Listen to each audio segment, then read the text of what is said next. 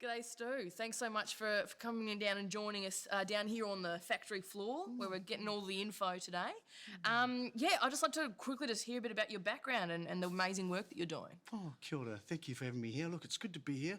Do a bit of work with our rangatahi, our wahine and our tama in terms of some of the opportunities around sustainable employment. And the most important factor for our whānau is that they see the bigger picture, not just a JOB, but a sustainable employment in terms of a trade, qualified, registered, whatever that looks like.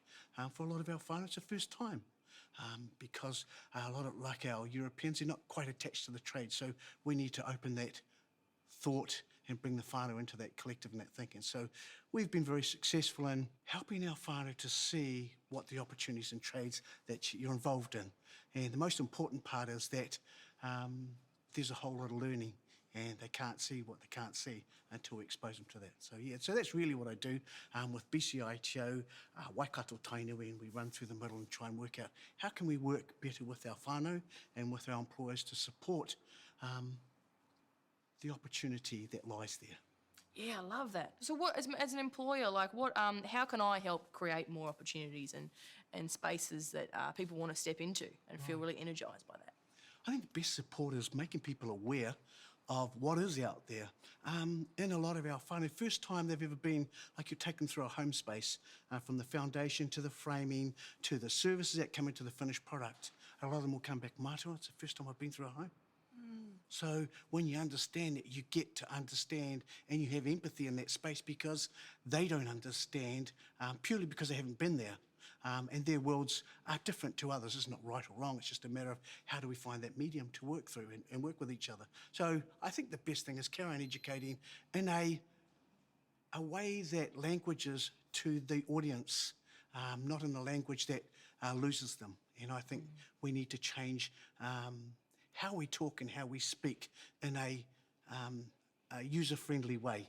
Not a language, not a trades way, but in a way that they may understand. So yeah, that's it. I was wondering, Stu, if you could tell us a bit about, like, from an employer's point of view, what some employers might expect when they do employ young Māori or Pacific Islanders, if there's any cultural differences that they might need to be aware of. That's a good question. Thanks for asking that.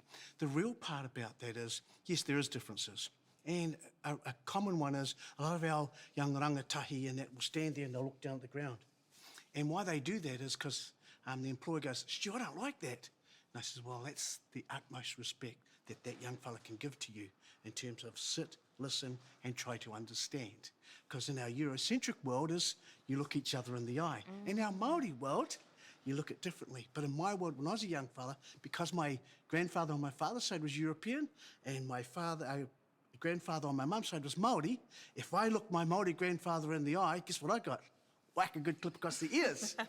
Don't you look at me like that because you're challenging me. On my Eurocentric side, if I looked at my grandfather and I looked at the ground, I got another whack. So it's like this, you know? Yeah, right. So it's about understanding how and the mediums by which you communicate and the expectations of the audience that you're working with. And many other differences. A lot of our rangatahi are very shy because they're not on the ground, but get into their territory, they're very safe. Well, we're on a mission to get more women into trades. Have you got any practical tips for employers? I'm really keen to hire a woman. And how do I just really respect them and look after them and make it just a really amazing place for them to work? Because that's what I'm really focused on.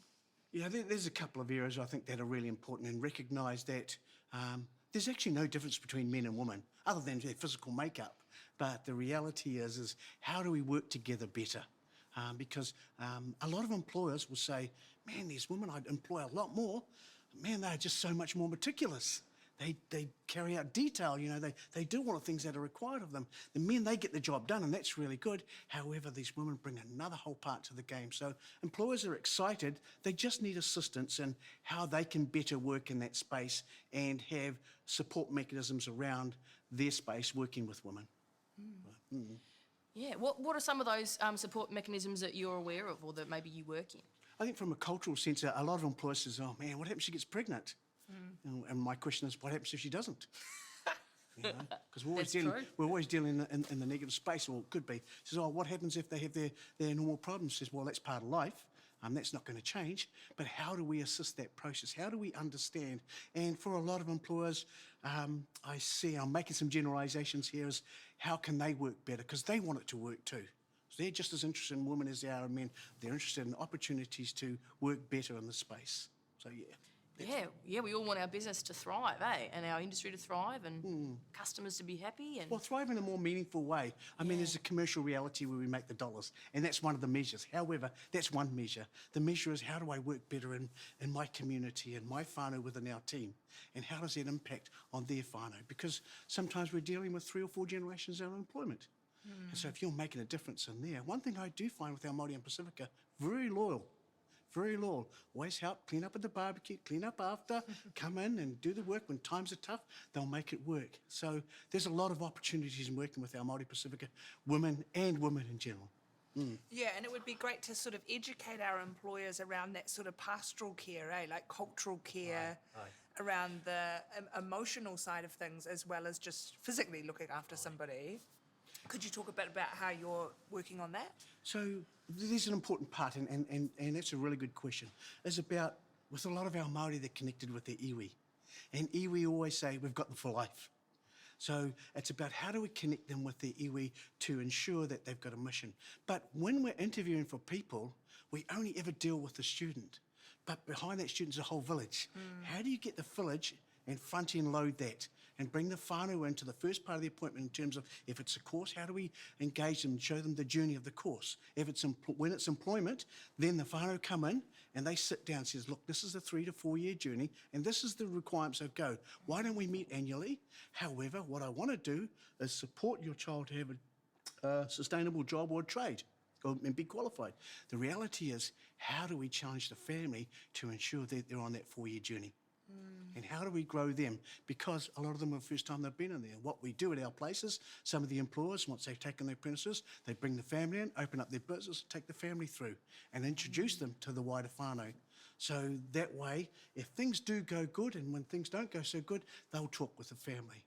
Therefore, the engagement's happening at all places in the villages in the space. a lot of people that we've talked to who are wanting to get into the trades are a bit older as well, like sort of 30 plus. Mature, eh? Yeah, a bit mature, you know.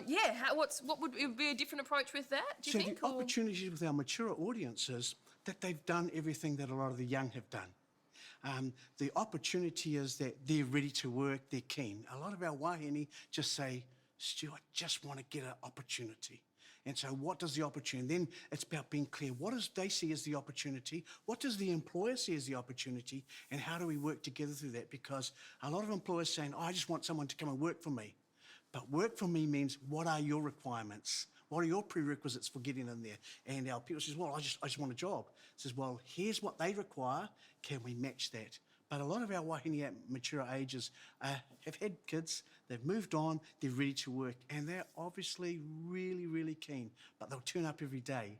You know, they'll have a smile on their dial, they'll walk in ready, and they'll do more than's probably required. And I think there's a real opportunity in our mature part. I know we work in our rangatahi, but there's those that are ready to go to work now, and that's our mature women, and they're more than ready. You know, they meet the requirements of whatever turning up on time is, turning up every day, communicating, because I've had to communicate with their kids and their husbands. Yeah, maybe. It's tough, yeah. And you know, and handling all the junk that goes with it. And they're very meticulous in that space. So that's our audience that we really need to focus on in terms of opportunities and workforce capability. Women that are in trades, how do you make sure you've got their back and you're supporting them? I think there's a couple of simple things. Firstly, listen to their concerns.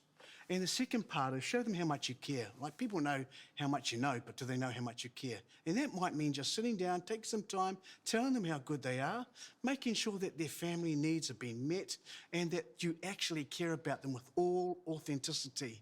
Not a tick box exercise, yep, done that.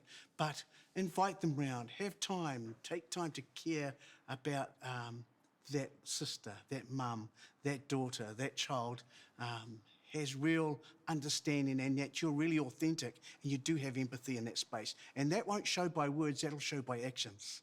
And that's the real part, because it'll be your body language. It'll be the work that you do outside the normal work with them, you know?